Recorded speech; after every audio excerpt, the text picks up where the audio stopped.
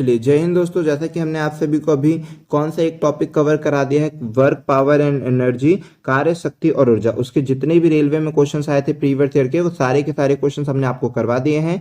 और अगर अभी आप चैनल पर नए हैं तो चैनल को जरूर सब्सक्राइब कर लीजिए और वो बेल आइकन होगा उसे भी आप दबा दीजिएगा। ठीक है, अब आज जो नया टॉपिक पढ़ रहे हैं वो गुरुत्वाकर्षण या फिर ग्रेविटेशन के बारे में पढ़ेंगे। इस पे रेलवे में टोटल 70 क्वेश्चन के अप्रॉक्स में आए हैं, जिसे हम उसे 3 पार्ट पर डिवाइड कर दिए हैं, जिसे 3 पार्ट में आपको प्रेजेंट करेंगे, क्योंकि क्वेश्चन को एक्सप्लेनेशन भी करना होता है, इसलिए हम इसे 3 पार्ट की वीडियो पर बता देंगे। अब ये क्वेश्चन टॉपिक वाइज इसलिए आपके बहुत ज्यादा इंपॉर्टेंट हो जाएंगे। सारे साइंस के क्वेश्चन हम आपको इसमें कवर करवा देंगे। फिर जैसे ही ये कवर हो जाता है तो फिर न्यूमेरिकल वैल्यू को स्टार्ट कर देंगे। ठीक है, न्यूमेरिकल की सीरीज स्टार्ट कर देंगे। देखिए क्या बोलता है, किसी वस्तु पर लगने वाला गुरुत्वाकर्षण बल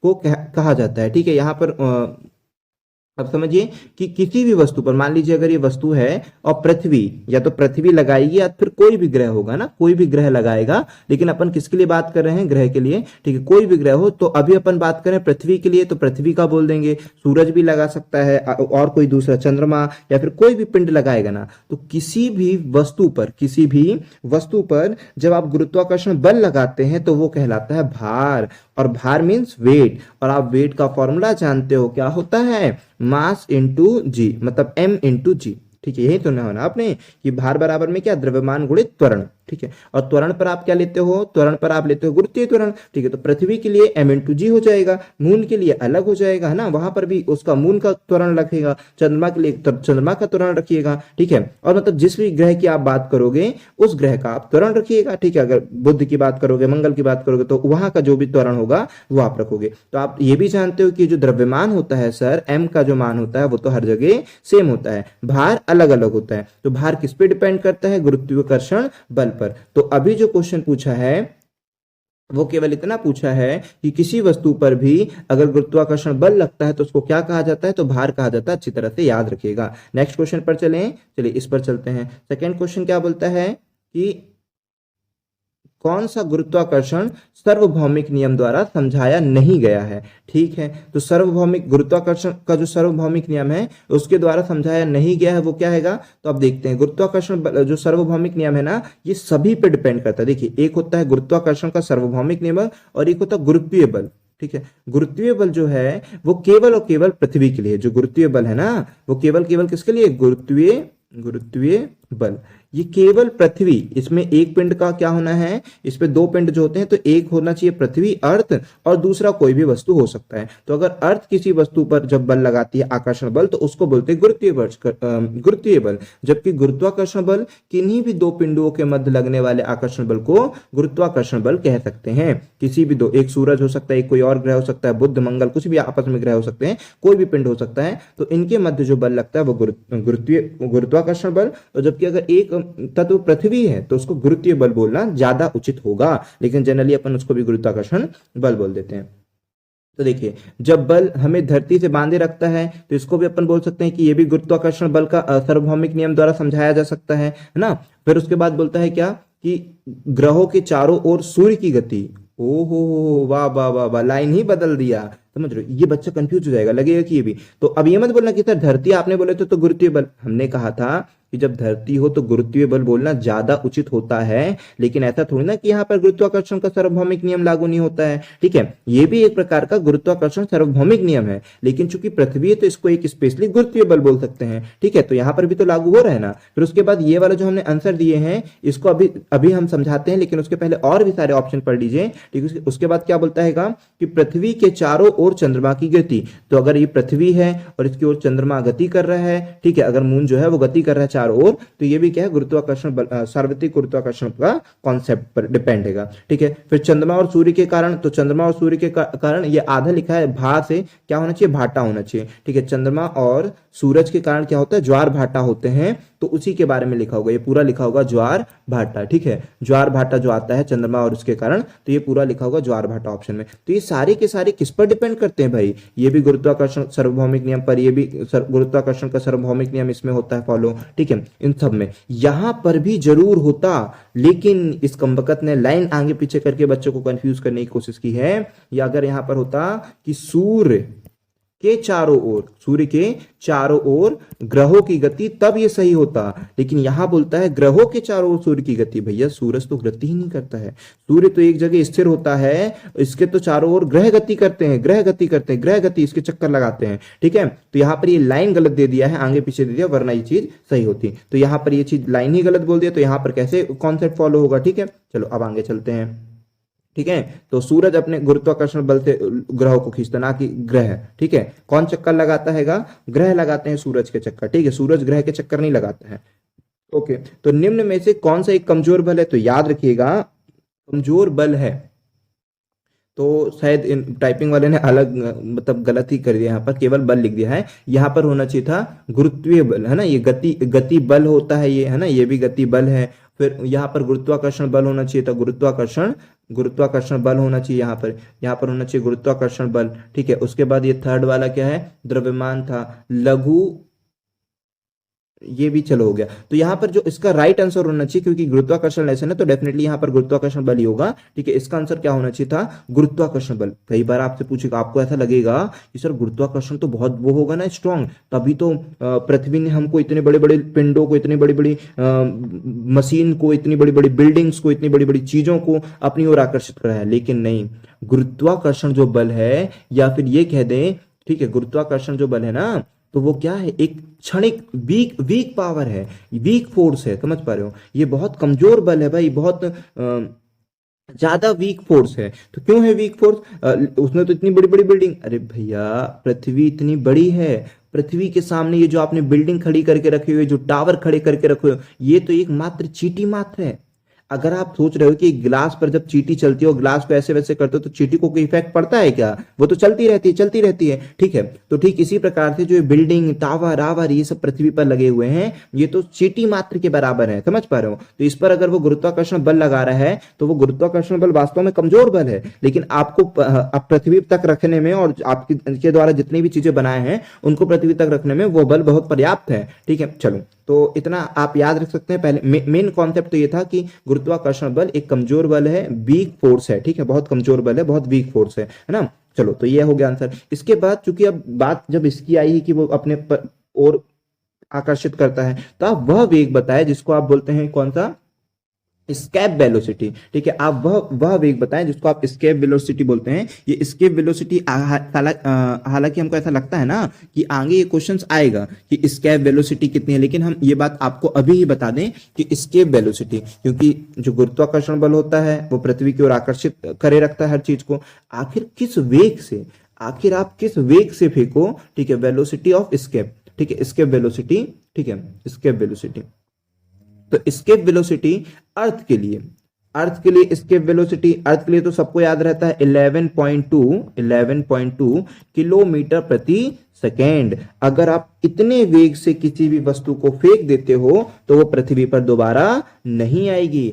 11.2 किलोमीटर पर सेकेंड की रफ्तार से, अगर एक सेकेंड में आप 11.2 किलोमीटर की रफ्तार से किसी को भी फेंक दो, रॉकेट, चंद्रमा, ये वो, अपने मोबाइल को कहीं, किसी को भी इतनी की रफ्तार से अगर आपने फेंक दी, एक सेकेंड में वो इतनी गति ट्रेवल कर रहा है, तो इसका मतलब वो धरती को छोड़ जाएगा अगर इस रफ्तार से कोई चीज जा रहा है तो। ठीक है, तो स्केप वेलोसिटी अपन को याद होनी चाहिए वैल्यू। इसके बाद होता है मून की वैल्यू और फिर सन की, है ना। तीन चीज का ही पूछेगा, सन का तो बहुत कम पूछा, बट हम सबकी बता दे रहे हैं कि अर्थ की स्केप वेलोसिटी 11.2 किलोमीटर पर सेकेंड, मून की जो है 2.35 किलोमीटर पर सेकेंड है। ठीक है, तो यहां पर हो जाएगा सेकेंड और 5 हम एक जैसा बना देते ना। ठीक है, 2.35 किलोमीटर पर सेकेंड हो गया। और सन की जो हो जाएगी वो है 42 किलोमीटर प्रति घंटा, 42 किलोमीटर पर सेकेंड। ठीक है, घंटा नहीं, सॉरी, है ना, सेकेंड। तो 42 किलोमीटर पर सेकेंड सन के लिए होगी, मून के लिए 2.35 और अर्थ के लिए 11.2 किलोमीटर पर सेकेंड। ठीक है, सब सेकेंड में। ये चीज आपको याद रहेगी। बहुत इंपॉर्टेंट क्वेश्चन, हर पेपर में सबसे ज्यादा बार आता है कि गुरुत्वाकर्षण नियतांक जी का मान क्या है। कैपिटल जी का मान, है ना, स्मॉल जी का मान आता है तो आप बोल देते हो कितना? 9.8। लेकिन हमने बताया ये अधूरा आंसर है, इसके बाजू में 0 भी लिखा मिलेगा, ऑप्शन में 1 भी लिखा मिलेगा, तब क्या टिक करना है 1, 9.81। और इसे अप्रॉक्स में जब न्यूमेरिकल सॉल्व करते हैं तब 10 ले लिया जाता है, वो भी आपको अच्छी तरह से याद रखना है ना, कि अप्रॉक्स में कई बार अगर सॉल्व करना रहता है तो इसको राउंड फिगर में 10 ले लेते, वरना 9.8 ही याद रखना ज्यादातर। फिर उसके बाद में हमने बताया जो टेक्निकल के बंदे होते हैं उनको और भी याद रखना पड़ता है, 9.81 तक याद रखना पड़ता है। उसके बाद हम बोल रहे हैं कि गुरुत्वाकर्षण जो नियतांक है, सार्वत्रिक गुरुत्वाकर्षण नियतांक कैपिटल जी, ये भी बहुत काम का इंपॉर्टेंट क्वेश्चन है, क्योंकि कैपिटल जी का जो मान होता है वो कितना होता है, अच्छी तरह से याद रखिए 6.67, ठीक है 6.67। यहाँ तो कुछ ज्यादा ही डिटेल में दे दिया, इतना ज्यादा, ठीक है। तो कैसे बच्चा कंफ्यूज हो जाएगा भाई फिर तो, ठीक है कि सर अगर सारे के सारे वो हो गए, अच्छा इरेजर आ गई है क्या, ओहो इरेजर को रिमूव करो, हाँ 6.67 इंटू 10 टू द पावर, यहाँ इसे रिमूव करके क्वेश्चन को फिर से वो कर देते हैं, ठीक है। यहाँ पर अब आ जाइए, देखिए 6.67 इंटू 10 टू द पावर -11 कहाँ पर है ऑप्शन, ऑप्शन कहाँ पर है सर, देखिए ये यहाँ पर 6.67 ये भी है, 6.67 ये भी है, 6.67 ये भी, सारे के सारे 6.7 है, लेकिन ऊपर लगाना है -11, तो ये -11 कहाँ पर है वो देखते हैं। तो देखिए यहाँ तो पॉजिटिव 11 है, इसको काट दो, ये क्या हुआ है, ये जो माइनस है, माइनस कहाँ लगा हुआ है, यहाँ पर सारी चीजें देखो, बताओ ये यूनिट तक में आपको परेशान कर देगा, इतना क्वेश्चन है। उसने तो 6.67 सभी में दे दिया ना, ठीक है 6.67 उसने सभी में दिया है, आपको यूनिट तक में परेशान कर देगा, सोचने वाली बात है, ठीक है। तो गुरुत्वाकर्षण नियतांक की जो यूनिट है, ठीक है, जो कैपिटल जी की जो यूनिट है वो आपको अच्छी तरह से याद रखना है, न्यूटन मीटर स्क्वायर, ठीक है, न्यूटन मीटर स्क्वायर प्रति किलोग्राम स्क्वायर, या फिर इसी को बोल सकते हैं newton metre square kilogram inverse two, ये बोल सकते हो, क्या बोल सकते हो, newton metre square kilogram inverse two. आपका आंसर ये सही होना चाहिए, newton metre square kilogram inverse two, ठीक है। अब देखिए यहां पर तो हमें ऐसा लग रहा है ना कि टाइपिंग मिस्टेक हुई है क्या, ये सही है, लगता तो है कि टाइपिंग मिस्टेक हुई, क्योंकि देखिए ना ये दोनों ऑप्शन सेम से दिख रहे हैं, ये वाला ऑप्शन और ये वाला ऑप्शन दोनों के दोनों सेम दिख रहे हैं, है ना। न्यूटन मीटर ऐसे भी लिख देते हैं कई लोग, और कई लोग ऐसे भी लिख देते हैं, तो उससे कोई दिक्कत नहीं। यहाँ पर थोड़ी सी टाइपिंग वो है, आप इसे सुधार लीजिएगा, यहाँ पर भी पक्का बट्टे होगा तभी यहाँ पर, क्योंकि इन दोनों में तो मिस्टेक है। और आंसर यहाँ पर कौन सा दे रहा है, डी वाला दे रहा है, डी वाला दे रहा है, तो यहाँ पर जो चेंजेस होनी चाहिए वो क्या होनी चाहिए, यहाँ पर भी उसने बट्टे लगाया होगा, यहाँ पर भी बट्टे लगाया होगा और यहाँ पर भी। तो आप खुद सोचिए कि अगर ये किलोग्राम बटे के नीचे इनवर्स थोड़ी ना होता है, अगर बटे में है तो इनवर्स नहीं होता है, अगर बटे के ऊपर ले जाओगे तो इनवर्स होता है। तो यहाँ पर क्या होना चाहिए, अगर बटे के नीचे है तो इनवर्स नहीं होना चाहिए, और अगर बटे के ऊपर है तो इनवर्स होना चाहिए, ठीक है। तो यहाँ चूंकि मतलब आंसर तो अगर देखा जाए, देखिए सब बता दे रहे हैं हम आपको, अगर देखा जाए ये बिल्कुल सही है, हम बता देंगे पूरा, है ना। तो ये आपका आंसर सही है, तो अगर ये देखा जाए तो इसका अकॉर्डिंग तो ये आंसर हुआ, ये वाला आंसर हुआ ना, अगर हमने जो यूनिट लिखे उसके अकॉर्डिंग ये आंसर होगा। लेकिन पक्का डेफिनेटली, क्योंकि आंसर अगर डी दे रहा है, अगर आंसर डी दे रहा है तो डेफिनेटली यहाँ पर बटे होगा, बटे होगा तो इसका मतलब ये वाला गलत हो जाएगा, है ना, ये वाला फिर गलत हो जाएगा, बटे है तो, और बटे नहीं है तो फिर आंसर नंबर सी है। मेनली आपको वैल्यू याद रखना और उसके बाद यूनिट याद रखना और कुछ नहीं, ठीक है, क्योंकि वहां पर थोड़ी ना आपको वो करना है, बस देखना अच्छी तरह से याद रखना है। 6.67, ठीक है 6.67 बस याद रखिए, इतना इनफ है। फिर भी देखिए ऑप्शन में इतने सारे दिया हुए, सब पेपर में आए हुए हैं, ऐसा भी नहीं कि बने बनाए या कुछ नए क्वेश्चन कराए, सब पेपर में आए हैं। इंटू 10 टू द पावर -11, ठीक है -11। उसके बाद जो यूनिट है वो क्या है, न्यूटन मीटर स्क्वायर प्रति किलोग्राम स्क्वायर, प्रति लगा दोगे तो किलोग्राम स्क्वायर, अगर प्रति नहीं लगाओगे तो किलोग्राम इनवर्स 2 बोल देना है, ठीक है। आई होप कि ये चीजें क्लियर हो गई होगी, अब कोई दिक्कत परेशानी नहीं होगी। गुरुत्वाकर्षण नियतांक बहुत इंपॉर्टेंट है, याद रखना है ना, बहुत ज्यादा इंपॉर्टेंट क्वेश्चन उससे पूछे जाते हैं। ब्रह्मांड में किन्हीं, और उसकी जो यूनिट है वो ज्यादा इंपॉर्टेंट है, क्योंकि यूनिट में बच्चे कंफ्यूज रहते हैं। न्यूटन मीटर स्क्वायर प्रति किलोग्राम स्क्वायर, या फिर newton metre square kilogram inverse 2। ब्रह्मांड में किन्हीं दो निकायों के बीच गुरुत्वाकर्षण बल खालिस्तान पर निर्भर नहीं करता है। बहुत इंपॉर्टेंट, पूरा लेसन इस पर डिपेंड है, पूरा लेसन ही इस पर डिपेंड है ये, ठीक है। गुरुत्वाकर्षण, न्यूटन द्वारा गुरुत्वाकर्षण का नियम दिया गया था कि किन्हीं दो पिंडों के बीच लगने वाले बल, कोई भी अगर दो पिंड है, कोई भी दो पिंड हो सकता है यूनिवर्स में स्थित कोई भी दो पिंड है, ठीक है, इनके मध्य लगने वाला जो बल होता है वो क्या होता है, इनके केंद्र, है ना, इनके केंद्र से मध्य दूरी क्या ले लेते हैं, वो आर ले लेते हैं, ठीक है, इनके केंद्रों के मध्य दूरी को आर ले लेते हैं, और इनका द्रव्यमान m1 और इसका द्रव्यमान m2 और इनके मध्य की दूरी r ले लीजिए या d ले लीजिए, जो भी लेना हो ले सकते हो, ठीक है। लेकिन जनरली आपको जरूरत पड़ेगी r की, इसलिए हम r ले लेते हैं, ठीक है। इसको m1 ले लेते हैं द्रव्यमान और इसको m2 द्रव्यमान ले लेते हैं। तो इन दोनों के मध्य लगने वाला जो बल है, आकर्षण बल है, किन्हीं भी दो पिंडों के मध्य लगने वाला बल, आकर्षण जो बल है वो किसके बराबर होता है, क्या होता है, द्रव्यमान के गुणनफल के समानुपाती होता है। देखिए यहाँ देखिए, जो बल है F वो द्रव्यमान के गुणनफल के समानुपाती होता है, तथा जो बल होता है वो इनकी दूरी के वर्ग के व्युत्क्रमानुपाती है ना। समझे कि नहीं समझे? हमने दो कॉन्सेप्ट यहाँ पर बनाए आपके लिए, ठीक है। पहला क्या बनाया है कि इनके द्रव्यमान के गुणनफल के, ठीक है, जो F होता है वो द्रव्यमान के गुणनफल के समानुपाती होता है, और जो F होता है वो उनके मध्य दूरी के वर्ग के व्युत्क्रमानुपाती होता है। जब इन दोनों को मिला देते हैं तो एक नया फॉर्मूला बन जाता है। कौन सा फॉर्मूला? कि F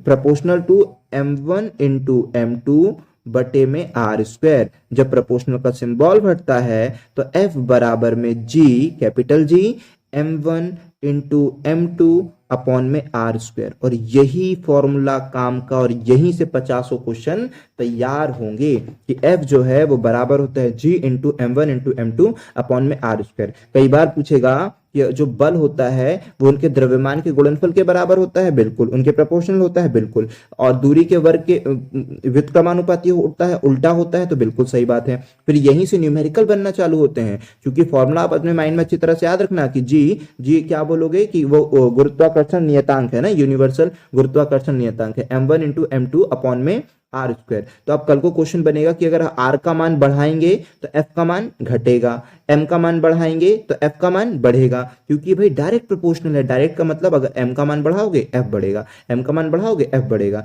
ठीक है। आर का मान बढ़ाओगे एफ घटेगा, क्योंकि ये दोनों उल्टा संबंध है। आई होप कि ये चीजें अब क्लियर हो गई होगी, आगे जब न्यूमेरिकल आएगा तो बनेगा।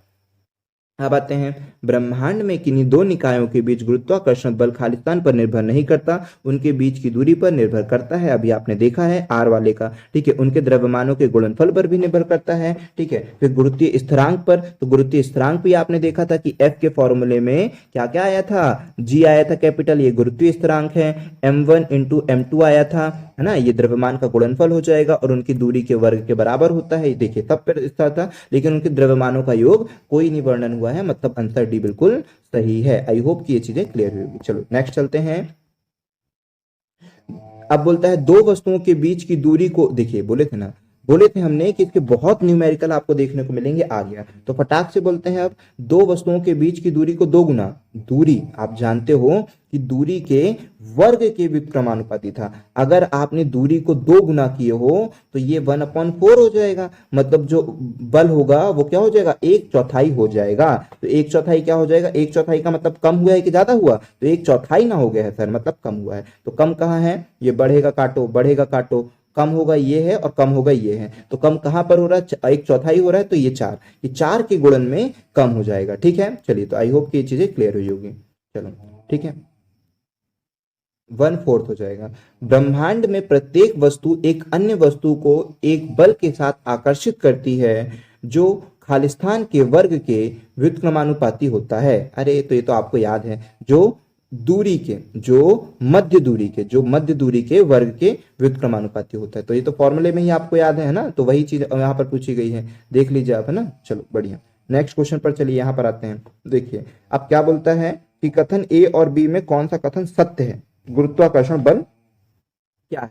तो दो वस्तुओं के द्रव्यमान के गुणन का सीधा अनुपात, सही तो बोल रहा है, ठीक है। जो गुरुत्वाकर्षण बल है वो सीधा अनुपात होता है। दो वस्तुओं के बीच की दूरी के वर्ग के सीधा अनुपात, नहीं भाई ये गलत बोल रहा है, उसका उल्टा अनुपात होता है। वर्ग की दूरी का उल्टा अनुपात होता है और द्रव्यमान का सीधा अनुपात होता है बल। तो दूसरा कथन गलत है, पहला कथन सत्य है। तो केवल ए सत्य है जबकि बी असत्य है। बहुत बढ़िया, सी उत्तर इसका सही होना चाहिए, बिल्कुल सही है। अब चले नेक्स्ट पर। तो यहाँ देखिए, ओ लिखिए, हम जो सिखा रहे थे वही पूछ लिया। हम जो सिखा रहे थे कि जी का तो कई बार केवल मात्रा की पूछ लेता है, newton metre square kilogram inverse 2, अगर ये होगा तो ऑप्शन में, वरना न्यूटन मीटर स्क्वायर प्रति किलोग्राम स्क्वायर, दो में से कोई एक। तो देखिए ये आंसर कहां पर है, तो ये आंसर आपका ये वाला बिल्कुल सही हो जाएगा, ठीक है ना। बिल्कुल क्लियर है कि नहीं है, क्लियर होना चाहिए।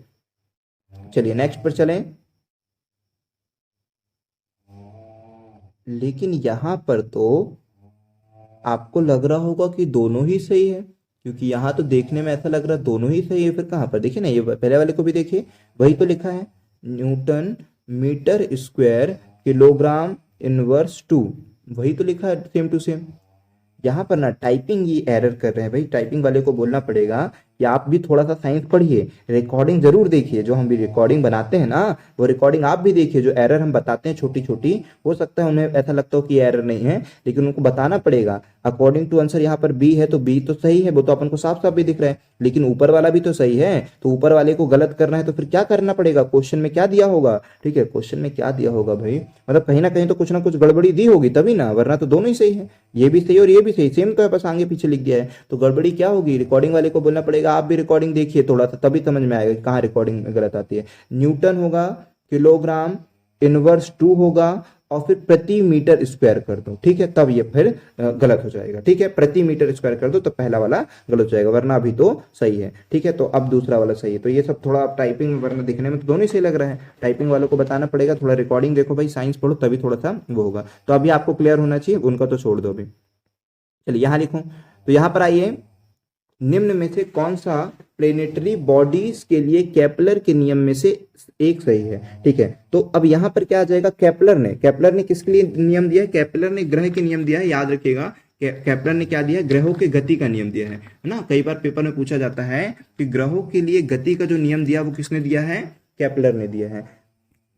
तो देखो पहले हम यहाँ पर बता दें, पहले थोड़ा सा ना इसके बारे में डिटेल बता देते हैं, रुको इसके बारे में थोड़ा सा डिटेल बता देते हैं, यहाँ की पूरी जगह यूज कर लेते हैं। चलो यहाँ पर आते हैं, यहाँ पर आते हैं ग्रहों के नियम, केपलर ने ग्रहों के 3 नियम दिया। पहले तो बात याद रखना कि ग्रहों के नियम किसने दिया, अगर पूछेगा ग्रहों के लिए किसने नियम दिया है तो याद रखना केपलर ने, किसने दिया है, केपलर ने, ठीक है, केपलर ने दिया, केपलर ने दिया है। इसके बाद कितने नियम दिया है, तो 3 नियम दिया है, कितने नियम दिया है, तो 3, 3 कौन कौन से है, कक्षा का नियम, पहला है कक्षा का नियम, दूसरा किसका नियम दिया है उसने, ठीक है, क्षेत्र का नियम दिया है, और तीसरा केपलर ने जो दिया है नियम ग्रहों के लिए 3 नियम दिया परिक्रमण का, जो मेन है इनका परिक्रमण का क्वेश्चन बहुत ज्यादा आता है, ठीक है। कक्षा का नियम उन्होंने क्या बोला है कि कोई भी जो ग्रह है ना वो सूर्य के चारों तरफ दीर्घ वृत्ताकार पथ पर गमन करता है, सूरज तो स्थिर होता है ना, ग्रह ही चक्कर लगाते हैं, तो कैसे कैसे उनकी कक्षा कैसी होती है, तो दीर्घ वृत्ताकार, ठीक है, दीर्घ वृत्ताकार पथ पर गमन करते, ये केपलर ने कहा था,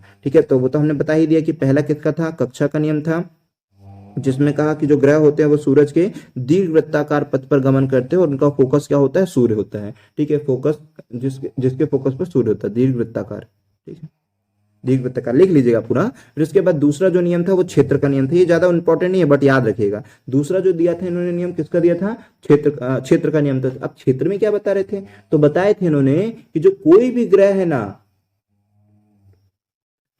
अगर कोई भी ग्रह है तो वो क्या करेगा, सूर्य के चारों ओर चक्कर लगाएगा, ठीक है, और चारों ओर चक्कर लगाएगा तो वो समान समय में समान क्षेत्रफल तय करेगा। अगर कोई जो ग्रह है वो अगर सूर्य के चारों ओर चक्कर लगाता है तो यहां से लेकर यहां तक अगर उसने 5 मिनट में ट्रेवल किया, फिर यहां से यहां तक जो ट्रेवल करेगा तो जितना क्षेत्रफल यहाँ है 5 मिनट का उतना ही क्षेत्रफल यहाँ रहेगा, 5 मिनट का क्षेत्र का नियम दिया, मतलब ये याद रखिए कि समान समय में समान क्षेत्रफल तय करते हैं। तो पहले दिया था कक्षा का नियम दीर्घवृत्ताकार पथ पर, फिर दूसरा दिया क्षेत्र का नियम समान समय पर समान क्षेत्रफल, फिर तीसरा आएगा परिक्रमण काल, ये इंपॉर्टेंट है, ये मोस्ट इंपॉर्टेंट है भाई, परिक्रमण काल का जो नियम है ये इंपॉर्टेंट है कि परिक्रमण काल में इन्होंने कहा है कि इस नियम के अनुसार उन्होंने क्या बताया है कि जो परिक्रमण काल में लगा समय टी होता है, ठीक है, परिक्रमण काल में लगा समय टी होता है वो सूर्य से जो दूरी होती है, जो सूर्य से दूरी होती है किसी भी ग्रह की या किसी भी पिंड की, ठीक है, आर ले लेते हैं उस दूरी को, क्योंकि त्रिज्या ले लेते हैं, तो परिक्रमण काल का जो वर्ग होता है वो दूरी के घन के समानुपाती होता है, ये इंपॉर्टेंट है, ठीक है, परिक्रमण काल में जो लगा समय होता है उसका वर्ग दूरी के घन के समानुपाती होता है, ये आपको अच्छी तरह से याद रखना है, ठीक है, बहुत अच्छी तरह से याद रखना है, ठीक है। और कई बार इसी में ना एक विवादित क्वेश्चन आ जाता है कॉपरनिकस के बारे में, क्योंकि सबसे पहले कॉपरनिकस ने ये बात कही थी, ठीक है, कॉपरनिकस ने ये बात कही थी, बात किसने कही थी, कॉपरनिकस ने ये बात कही थी कि जो सूर्य ग्रह होते हैं ना जो ग्रह होते हैं वो सूर्य के चारों ओर चक्कर लगाते हैं। कॉपरनिकस ने बात कही थी कि सूर्य के चारों ओर चक्कर लगाते हैं, जो ग्रह है वो सूर्य के चारों ओर दीर्घवृत्ताकार कक्ष में चक्कर लगाते हैं, ये कॉपरनिकस ने बात कही थी। लेकिन उसे प्रूफ किसने दिया या उसे नियम किसने बना दिया? केपलर ने। ठीक है, तो अगर पूछा जाएगा कि चक्कर लगाते हैं नियम किसने दिया, तो केपलर ने, और बात किसने कही, तो कॉपरनिकस ने, है ना। अच्छी तरह से याद रखिएगा, बहुत इंपॉर्टेंट क्वेश्चन है। चलिए अब आते हैं क्वेश्चन पर। ठीक है, इतना सब चीज समझा दी, बहुत फायदा करेगा भाई, है ना। आप खुद भी देख रहे होगे कितना बेस्ट तरीके से आपको सारी चीजें दे रहे हैं। अब आते हैं क्वेश्चन पर। तो एक ग्रह पूछता है कि बॉडीज के लिए केपलर तो हो गया। एक ग्रह ग्रहपथ दो केंद्र बिंदुओं में से एक पर सूर्य के साथ एक अंडाकार होता है। ठीक है, अब उसके बाद क्या बोलता है? एक ग्रह पथ के दो केंद्र बिंदुओं में से एक सूर्य के साथ एक अंडाकार होता है, तो नियम में से सही है, तो ये अंडाकार होता है, क्या बोलना चाह रहा है? ठीक है, फिर उसके बाद बोलता है एक ग्रह और सूर्य को जोड़ने वाली एक रेखाखंड समय के बराबर अंतराल के दौरान बराबर क्षेत्र। ओहो, कई बार तो ऐसा दे देता है ना क्वेश्चन कि पढ़ते ही रहो भाई, कहाँ पता कहाँ है। ठीक है, तो आपको चूंकि सही पूछा है ना, सही पूछा है, तो पहले ऐसा ढूंढने की कोशिश करिए जो आपके माइंड को तुरंत चीजें समझ में आ जाए और तुरंत कर लो। ठीक है, वरना इसको समझने में आप वहां पे समय व्यर्थ करोगे, क्योंकि हम ये आपको जो अप्रोच बता रहे हैं वो एग्जाम की अप्रोच बता रहे हैं कि एग्जाम में आपको कैसे करना है। ठीक है, एक ग्रह की कक्षीय अवधि का वर्ग अपने दिया है कक्षीय वर्गी का अर्ध जो टी होता है वर्ग होता है। ठीक है, ग्रहपथ की अर्ध प्रमुख धुरी के घन के अनुपातिक होता है। ठीक है, ग्रहपथ की अर्धक अवधि के वर्ग अपने ग्रहपथ के अर्धक प्रमुख धुरी के घन के अनुपातिक होता है। ये क्या क्या बोल रहा है भाई, ये तो थोड़ा सा बड़ा डेंजर टाइप का बोल रहा है। वोकैब जो इतनी शुद्ध शुद्ध दे दिया है, ग्रहपथ की अर्ध प्रमुख धुरी। ठीक है, तो अर्ध प्रमुख अर्धार्ध प्रमुख धुरी के घन के अनुपातिक होता है। ठीक है, फिर उसके बाद क्या बोलता है? कक्षीय अवधि ग्रह के द्रव्यमान पर निर्भर होती है। जो कक्षीय अवधि है वो ग्रह के द्रव्यमान पर निर्भर होती है। निम्नलिखित में से कौन सा प्लैनेटरी बॉडीज के लिए केपलर ने नियम में से एक सही है? प्लैनेटरी बॉडी, अच्छा, प्लैनेटरी जो बॉडी होती है ऑर्बिट अवधि ग्रह के द्रव्यमान पर निर्भर होती है। हमको तो ये लग रहा है इसने पूछा होना चाहिए, गलत वाला पूछा होना चाहिए था। ठीक है, यहाँ पर इस क्वेश्चन को थोड़ा सा देखना पड़ेगा कि क्या बोलना चाह रहा है। अवधि ग्रह के द्रव्यमान पर निर्भर होती है। ठीक है, चलो तो इस क्वेश्चन को क्योंकि छोड़ दो, है ना। इस क्वेश्चन का हम आंसर कमेंट पे कर देंगे, कमेंट पे जरूर देख लीजिएगा, विद डिस्क्रिप्शन इसको बोल देंगे कि क्या बोलना चाह रहा है। इस क्वेश्चन को क्लियर नहीं हो पा रहा है क्या बोलना चाहता है। मैं तो एक सही पूछ रहा है, ठीक है, और सही में फिर ये दे रहेगा क्या कि हालांकि ये वोकैब ये अर्धार्ध प्रमुख धुरी के घन के समानुपाती की अवधि तो ठीक है, कक्षीय अवधि जो वर्ग लगता है वर्ग हैगा अपने ग्रहपथ की अर्धार्ध प्रमुख। हमको लग रहा है अगर r/2 बोल रहा है तब तो ये गलत बोल रहा है, अर्धार्ध प्रमुख का घन बोल रहा है तब तो ये गलत बोल रहा है। लेकिन अगर ये बोलना चाहता है t का जो वर्ग है वो r के घन के बराबर है तब तो ये बात सही है, क्योंकि अर्धार्ध इतनी शुद्ध हिंदी यूज किया है तो उस चक्कर में हमको लग रहा है आधा। ठीक है, तो अगर आधा बोल रहा है तब तो ये गलत बोल रहा है, लेकिन अगर वो पूरा बोल रहा है तो पूरा ये सही होना चाहिए। ठीक है, तो आंसर लेकिन ये क्या दे रहा है सही, तो कक्षीय अवधि ग्रह के द्रव्यमान पर निर्भर होती है। तो ये फिर आपको याद रखना पड़ेगा भाई, है ना। अगर कुछ नहीं होता है तो फिर आपको ये याद ही रखना पड़ेगा। ठीक, तो चलिए ये याद रख लीजिएगा, एक क्वेश्चन आप याद रख लेगा, बाकी हम देखेंगे अगर इसके बारे में कुछ एक्स्ट्रा फैक्ट मिले, क्योंकि ये जो क्वेश्चन होगा वो पेपर का ही ये क्वेश्चन और उसी के अकॉर्डिंग आंसर दिया होगा यहाँ पर। ठीक है, तो आपको अच्छी तरह से याद रखना है वाला। अब आते हैं क्या नेक्स्ट वाला, ब्रह्मांड की प्रत्येक वस्तु एक बल के साथ प्रत्येक अन्य वस्तु को आकर्षित करती है जो होता है। तो ये तो आपको कब से रट लिए हो कि जो बल होता है वो कैसे आकर्षित होता है, G × M1 × M2 है ना। तो बस वही चीज यहाँ लगी होगी। उनके द्रव्यमान के गुणन के अनुपातिक उनके बीच दूरी के वर्ग के व्युत्क्रमानुपाती होता है, बिल्कुल सही बोल रहा है। उसके द्रव्यमान के गुणन के अनुपाती होता है उनके बीच दूरी के क्यूब के, गलत बोल दिया क्यूब। फिर उसके बाद बोलता है वर्ग के व्युत्क्रमानुपाती सही बोल रहा है। योग गलत बोल दिया यहाँ पर। उनके द्रव्यमान के गुणन के व्युत्क्रमानुपाती होता है, गुणन के व्युत्क्रमानुपाती नहीं होता है भाई, समानुपाती होता है। पहला ही उत्तर सही है, बस हो गया, है ना। इसके बाद चलते सेकेंड वाले पर, तो बोलता है दो वस्तुओं में से एक का द्रव्यमान 2 गुना हो जाने पर दोनों वस्तुओं के बीच लगने वाला गुरुत्वाकर्षण बल में क्या परिवर्तन होता है। तो दो वस्तुओं में से एक का द्रव्यमान 2 गुना हो जाने पर, तो आप खुद सोचिए ये डिपेंड करता है m1 इंटू m2 पर। अगर आपने पहले वाले को 2 गुना किए हो तो इसका मतलब जो बल है वो केवल और केवल 2 गुना हुआ होगा। हाँ, अगर दूसरे वाले को भी 2 गुना कर दोगे तो 2 दूनी 4, दूसरे वाले को 3 गुना कर दोगे, पहले वाले को 2 गुना कर दोगे तो 3 दूनी 6, है ना। किसी एक को भी कर दोगे तो उतने गुना, अगर दोनों को चेंज करोगे तो दोनों के पे काम हो जाएगा। हो सकता है कल को भविष्य में अगर इसी का क्वेश्चन आएगा तो बोलेगा पहले वाले पिंड को 2 गुना और दूसरे वाले पिंड को आधा कर दिए हैं,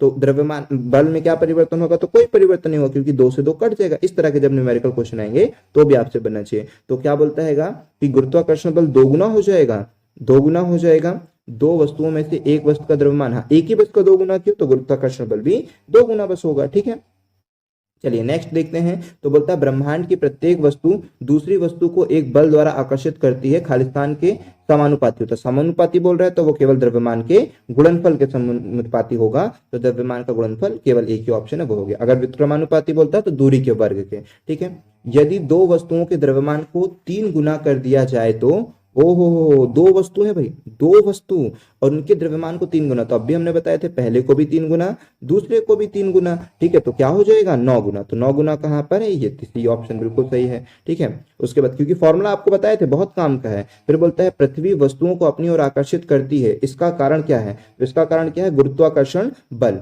ठीक है, पृथ्वी है ना जो गुरुत्वीय बल बोल सकते हैं, तो गुरुत्वीय बल देखते हैं, अपकेंद्रीय बल, अभिकेंद्रीय बल, विद्युत बल, गुरुत्वाकर्षण बल, ये उत्तर सही है।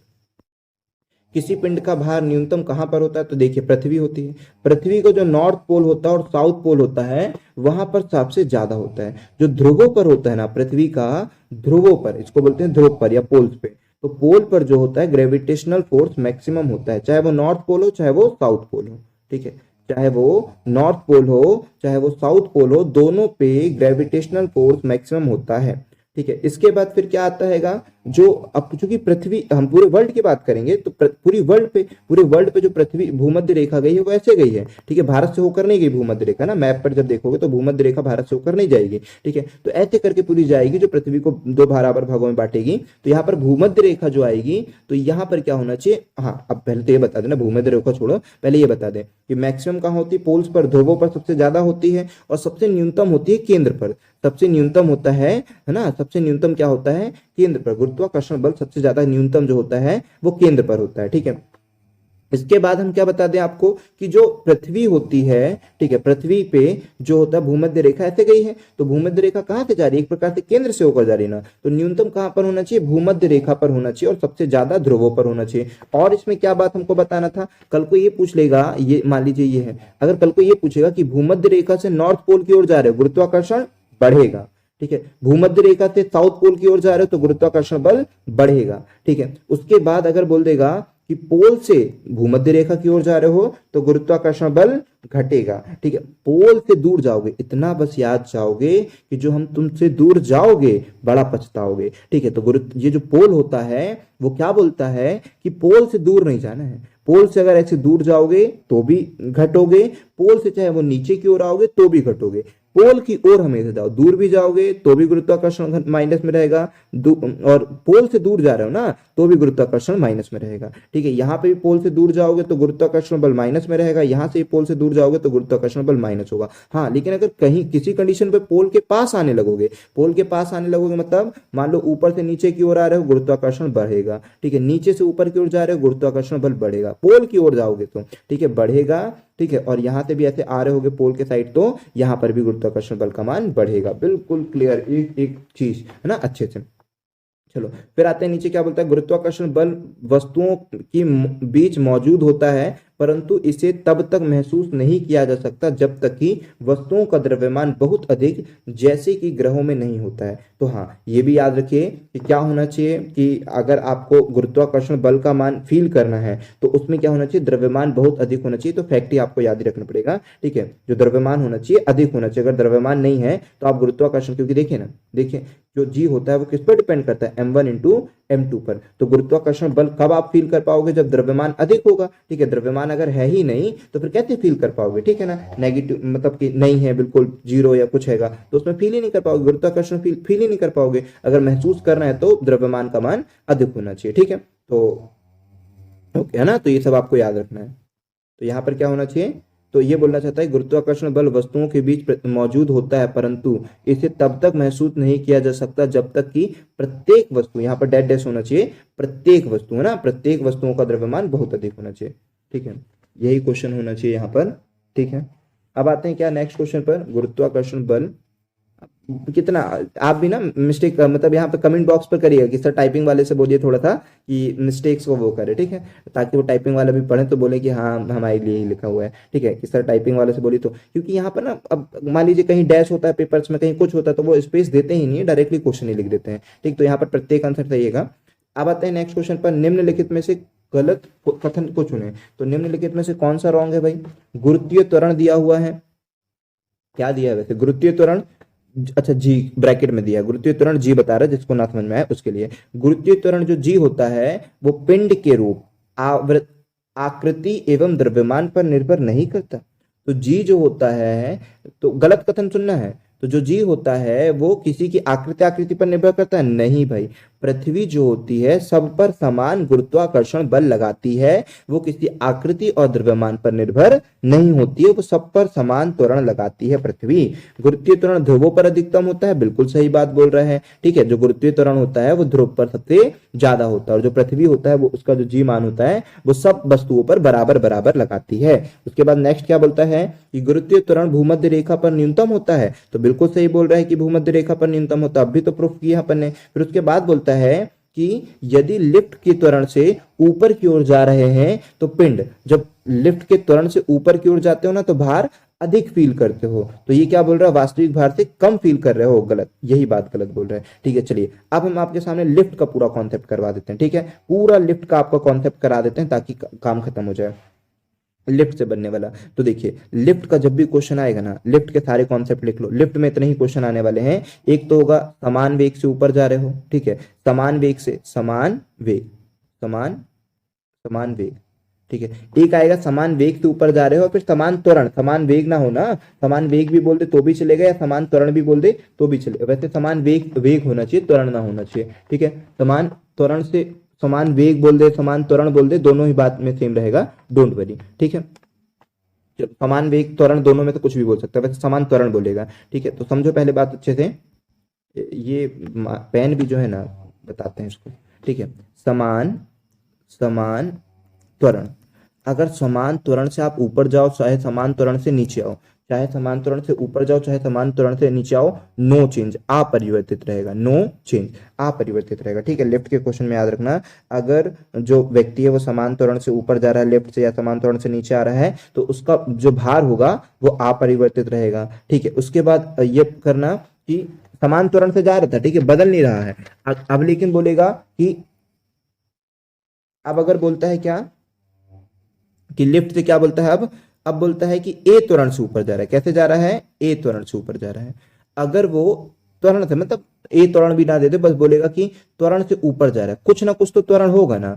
अगर वो किसी त्वरण से ऊपर जा रहे हैं तो ये याद रखिए कि अगर ऊपर जा रहा है किसी त्वरण से, पहले समान था अब कुछ ना कुछ त्वरण है, तो किसी भी त्वरण से अगर ऊपर की ओर जा रहा है, ए त्वरण से, कुछ त्वरण से, ठीक है, ऊपर जा रहा है, तो वो भार बढ़ा हुआ फील करेगा। तो क्या फील करेगा, वजन फील करेगा। ठीक है, अगर वो त्वरण से नीचे आ रहा है, किसी त्वरण से वो नीचे आ रहा है, समान से नहीं बोल रहे हैं, कुछ त्वरण से अगर वो नीचे आ रहा है तो भार में कमी महसूस करेगा, ऊपर वृद्धि महसूस करेगा, और नीचे आएगा किसी त्वरण से तो वो कमी महसूस करेगा। इसके बाद क्या होता है, एक वो क्वेश्चन आ जाता है कि जब रस्सा टूट जाए, रस्सी टूट जाए, ठीक है, इस तरह के क्वेश्चन आते हैं। तो जब रस्सी टूट जाए तो दो कंडीशन बनती है भाई। जब रस्सी टूट जाए तो एक कंडीशन ये बनती है कि जो त्वरण है वो हो सकता है गुरुत्वाकर्षण बल के, एक तो ये अलग से ही पूछ लेता है कई बार, और नहीं पूछेगा तो एक याद रखना। ठीक है, एक रहता है कि जब रस्सी टूट जाए तो यहां पर क्या रहेगा कि एक तो होगा कि जो त्वरण का मान है वो गुरुत्वाकर्षण बल के मान के बराबर हो जाएगा, और एक जो त्वरण का मान है, मतलब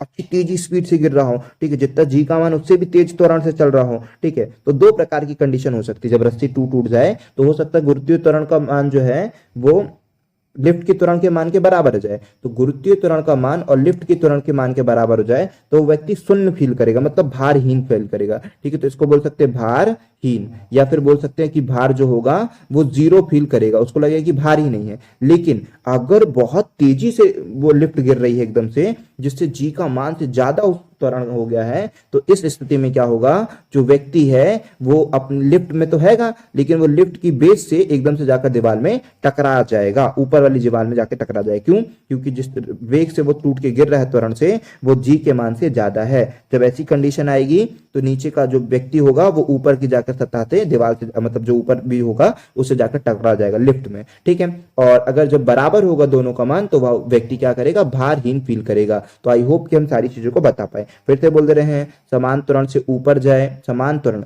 ठीक है, वो कैब लगा रहे हैं, समान त्वरण से अगर ऊपर जाए चाहे नीचे आए, अपरिवर्तित होगा, नो चेंज। अगर ए त्वरण से ऊपर गया है तो भार फील करेगा, ठीक है। यहां पर बोले हैं समान त्वरण से, इक्वल है ना, इक्वल से। अगर ए त्वरण से ऊपर जा रहा है तो भार फील करेगा, ए त्वरण से नीचे आ रहा है मतलब कुछ ना कुछ त्वरण से, तो वो अपने वजन भार में कमी फील करेगा। फिर इसके बाद बोले थे कि अगर रस्सी टूट जाए, है ना, एक बार ये कंडीशन आ जाती है कि अगर रस्सी टूट जाए, तो रस्सी टूट जाए तो हमने बोले कि दो कंडीशन बनेगी, जब ए का मान हो, त्वरण का मान जो हो जी के बराबर हो। जब बराबर हो तो जो भार होगा वो भारहीन फील करेगा या भार शून्य फील करेगा, मतलब ऐसा लगेगा कि कुछ वजन ही नहीं उसका। लेकिन अगर ए का मान टूटा और इतनी तेज रफ्तार से गिर रहा है कि जो ए का मान है, उसकी जो त्वरण रहेगा, किसका मान, लिफ्ट का जो त्वरण है वो जी के मान से ज्यादा हो जाएगा, तो इस स्थिति में वो लिफ्ट के ऊपर वाले बेस से जाकर टकरा जाएगा, उसको चोट लग जाएगी, ठीक है। तो अच्छी तरह से आई होप कि आप इन सब बातों को याद रख पाएंगे। चलो अब चलते हैं क्वेश्चन पर, ठीक है। इसके बाद ये वाला क्वेश्चन करवा दिए थे, हाँ, लिफ्ट के सारे क्वेश्चन करवा दिए। अब इस क्वेश्चन को पढ़ लो, बहुत बढ़िया से सारी चीजें करवा रहे, बस अच्छी तरह से याद रखो। और एक ही काम बोले हैं, शेयर करना, लाइक करना और लास्ट में कमेंट जरूर करना, ठीक है। जी का मान चंद्रमा पर, ठीक है, बढ़िया थे कि हाँ सर आज मजा आया, ठीक है। तो जैसी भी चीज है, जी का मान चंद्रमा पर पृथ्वी पर उसके समान मान के समान ही होता है, तो क्या बोल रहा है भाई, असत्य बोल रहा है। हम ही तो अपना टारगेट रखेंगे, जो क्वेश्चन ने पूछा उस पर ध्यान रखना है, ठीक है। जो भी आपको सत्य लगेगा उसको छोड़ के असत्य पर भागना है। जी का मान चंद्रमा पर पृथ्वी पर उसके मान के समान होता है, हाँ भाई, जी कैपिटल जी बोला है, कैपिटल जी। स्मॉल जी बोलता है तब बोल देते नहीं, क्योंकि गुरुत्वीय जो त्वरण होता है वो सब जगह अलग अलग होता है, लेकिन इस कैपिटल जी तो हर जगह एक होता है, तो बिल्कुल सही बोल रहा है। दूसरी बात क्या बोलता है कि 1 मीटर 2 किलोग्राम वाले द्रव्यमान के मध्य गुरुत्वाकर्षण बल। तो देखिए, गुरुत्वाकर्षण बल का फॉर्मूला आप सभी जानते हैं।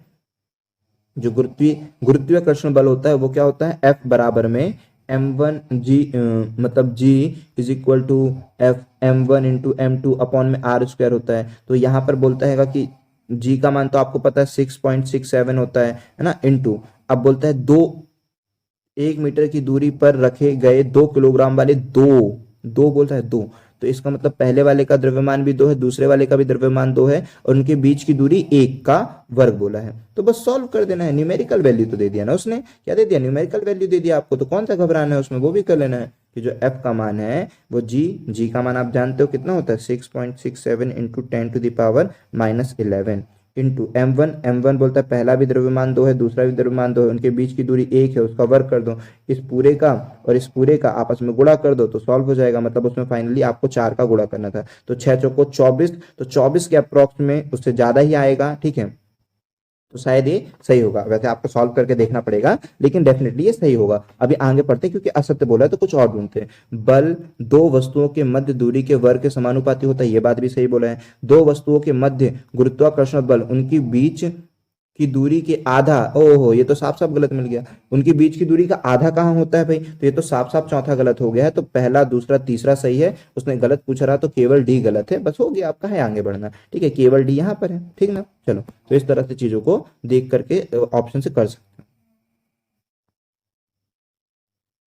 हैं। चलिए फिर आते हैं किसमें कि एक पत्थर किसी स्प्रिंग तुला पर बंधा हुआ है, निम्नलिखित स्थितियों में से कौन सी स्प्रिंग तुला के रीडिंग में सबसे कम भार दिखेगा, ठीक है। तो यहाँ पर याद रखिए कि सबसे कम भार कब दिखेगा, जब द्रव्यमान समान रहेगा, मतलब अगर कोशिश करोगे कि द्रव्यमान समान है तो भार सबसे कम दिखेगा, ठीक है। रीडिंग में जो भार होता है वो द्रव्यमान इंटू त्वरण होता है। अगर द्रव्यमान कम है, ठीक है, या फिर द्रव्यमान कम है तो उस पर कम वो होगा। तो यहाँ पर क्या होना चाहिए, आंसर कौन सा दे रहा है, सी, जब वह पत्थर किसी बीकर में लिए पानी में पूरी तरह से निमज्जित हो, मतलब अगर कोई बीकर पानी में लिए हो, मतलब एक बीकर लिए हो, ठीक है, कोई भी एक बीकर लिए हो, कुछ भी लिए हो, उसमें क्या होना चाहिए, जो पत्थर होना चाहिए वो पानी के अंदर पूरा अच्छी तरह से डूबा होना चाहिए, मतलब जितना पानी हो उतने में पूरा पत्थर डूबा होना चाहिए। इस कंडीशन में क्या हो जाएगा, उसका भार सबसे कम भार दिखाई देगा, ठीक है, सबसे क्या दिखाई देगा, सबसे कम भार दिखाई देगा। क्यों? क्योंकि द्रव्यमान बराबर रहेगा, तो सबसे कम भार इसी कंडीशन में दिखाई देगा। तो अच्छी तरह से याद रखेंगे, ठीक है, ये वाला आंसर। फिर इसके बाद चलते हैं नेक्स्ट वाले पर। सारे के सारे क्वेश्चन पेपर में आए हुए हैं, तो अच्छी तरह से आपको याद रखना है, ठीक ना। चलो अब आते हैं नेक्स्ट पर।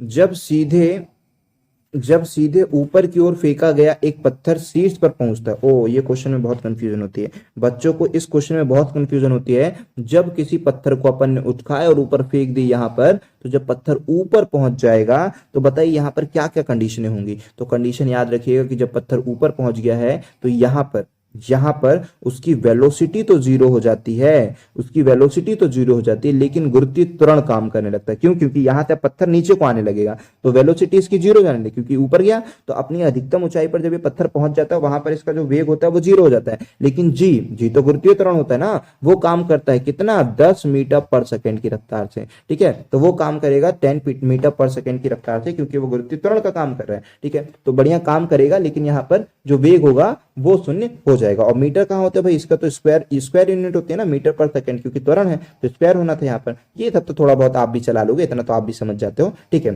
तो यहाँ पर मीटर पर सेकंड स्क्वायर होना चाहिए, इतना तो आपको भी ज्ञान होना चाहिए, ठीक है। ये थोड़ा बहुत ना समझना भावनाओं को। तो यहाँ पर वेग शून्य होता है और तथा त्वरण 10 मीटर पर सेकंड होता है, क्योंकि ऊपर गया वेग जीरो हो गया, तभी तो अब वो नीचे आना चालू होगा। क्यों? क्योंकि उस पर जी काम कर रहा है 10 मीटर पर सेकंड की रफ्तार से। चलिए ये भी चीज क्लियर हो गई। कब कहा जाएगा कि पिंड मुक्त रूप से गिर रहा है? ओहो, मुक्त रूप से गिरा रहे हो, चलो देखते हैं। आपको पता है कि मुक्त रूप से कब गिरता है? जब पिंड अपनी अधिकतम ऊंचाई पर पहुंच जाए, मतलब अगर वेग जीरो हो जाए, तब ये कह सकते हो कि पिंड अपनी स्वतंत्र अवस्था में गिर रहा है। क्यों? क्योंकि वेग जीरो हो गया, तो अब जो गिर रहेगा वो केवल 10 मीटर, मतलब जी के मानते हैं ना, 9.81 लिख दो या फिर जी लिख दो, 10 लिख दो, जो लिखना हो आपको। तो अब जो गिरेगा वो अपने गुरुत्वाकर्षण बल जो पृथ्वी उस पर लगा रही उसके कारण गिरेगा। तो कब पता चलेगा कि मुक्त रूप से गिर रहा है? तो जब इसका द्रव्यमान अधिकतम हो नहीं, जब इसका भार दो गुना हो नहीं, जब इस पर केवल गुरुत्वीय बल काम करे, बहुत सही, यही सही है, ठीक है। तो आई होप कि जब यह अत्यधिक ऊंचाई से गिरे, नहीं तो अत्यधिक ऊंचाई से गिरे इससे कोई लेना देना नहीं है। जब ये अपनी अधिकतम ऊंचाई पर पहुंच जाए, ऊंचाई से गिरे नहीं, अपनी अधिकतम ऊंचाई पर पहुंच जाए उसके बाद, है ना। तो इसका उत्तर क्या हो जाएगा? सी वाला सही हो जाएगा। फिर इसके बाद बोलता है एक व्यक्ति लिफ्ट के अंदर वजन पैमाने पर खड़ा है। क्या बोलता है? एक व्यक्ति लिफ्ट के अंदर वजन पैमाने पर खड़ा है और लिफ्ट ऊपर की तरफ तेजी से चलना। ओ, ये देखो लिफ्ट के सारे क्वेश्चन करा दिए, तो हमको पता था कि भाई क्वेश्चन आएंगे, इसलिए हमने सारी चीजें आपको करा दी, क्योंकि ये सब क्वेश्चन पूछे जाते हैं भाई पेपर में, ठीक है। हमने सारी चीजें आपको बता दी।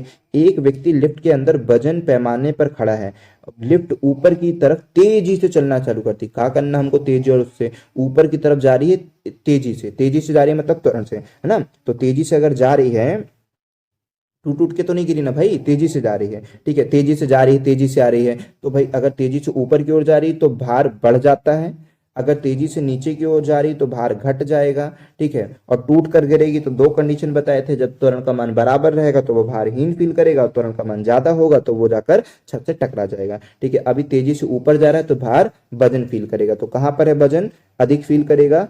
पैमाना शून्य वजन दिखाएगा, गलत है, ठीक है। पैमाना कम वजन दिखाएगा, ये भी गलत है। अधिक वजन दिखाएगा, यही सही है, ठीक है। तो कहाँ जा रहा है? ऊपर की तरफ तेजी से जा रहा है ना, लिफ्ट की तरफ तेजी से चलना शुरू कर देती है। तो इसका आंसर तीसरा दे रहा है, भार पैमाना शून्य वजन दिखाएगा। ये क्यों दे रहा है भाई तीसरा?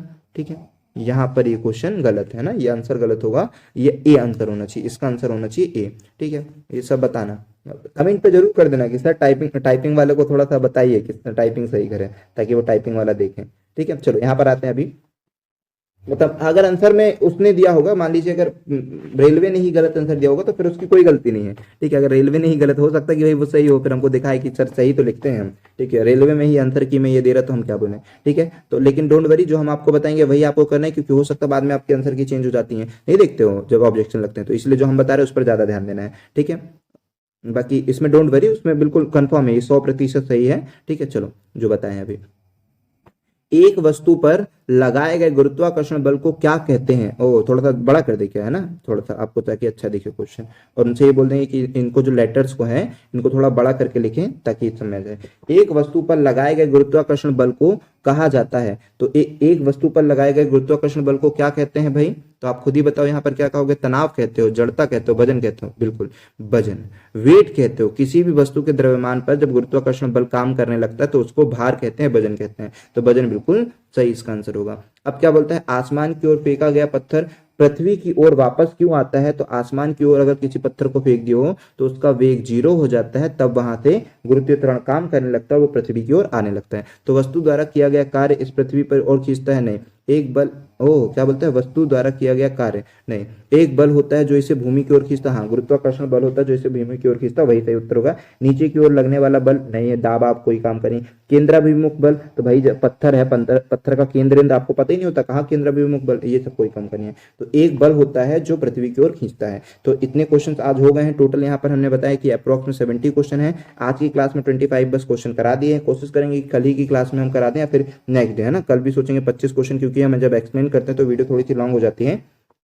तो भाई जब पढ़ना है, डेडिकेशन है ये आप में, तो बढ़िया से अच्छे से पढ़ाई करिए। फिर ये टाइम में क्या देखना है ना, टाइम आपके लिए नहीं भाई, ये सब वो फॉर्मेलिटी निभाने वालों के लिए, आपके लिए कोई टाइम नहीं है। आपको बढ़िया से पढ़ना, अच्छे से अच्छा प्रदर्शन देना है, ठीक है। मॉक लगाइए, सब चीजें करिए, जितना हमने बताया सब पर ध्यान दीजिए, अच्छी तरह से पढ़ाई करिए, है ना। तो ये वीडियो आई होप कि आपको पसंद आई होगी, सारी चीजें हुई होगी। तो लास्ट में कमेंट जरूर कर दिए कि हाँ सर अच्छी थी, या फिर जैसे भैया मतलब कि कमेंट जरूर करेंगे ताकि हम देख पाएंगे कि कौन कौन स्टूडेंट ने इन वीडियो को देखा है, ठीक है। बाकी तो सब देखेंगे ही, लेकिन अभी हम स्पेशली जो बना रहे हैं रेगुलर स्टूडेंट है उनको हम देख पाएंगे कौन कौन रेगुलर वीडियो को देख पा रहा है और अच्छी तरह से याद कर पा रहा है, ठीक है। चलो तो आई होप कि ये सब चीजें हो गई होगी। हाँ, अगर आप चैनल पर नए हैं तो चैनल को सब्सक्राइब जरूर कर लीजिए और सभी के सभी अपने दोस्तों तक शेयर करिए। चलिए मिलते हैं नेक्स्ट वीडियो पर नई नई चीजों के साथ, और रेलवे का बहुत बढ़िया तरीके से सारी साइंस को कवर करने की कोशिश करते हैं। जल्द से जल्द फिजिक्स कर लें, उसके बाद केमिस्ट्री और इसी तरह से बायो को भी कवर करेंगे। जब ये सब चीजें हो जाएगी और समय मिलता है तो फिर न्यूमेरिकल भी स्टार्ट कर देंगे, ठीक है। अभी तो पहले थ्योरी तो सेक्शन कवर करें, ठीक है। चलो मिलते हैं नेक्स्ट वीडियो पर, ठीक है।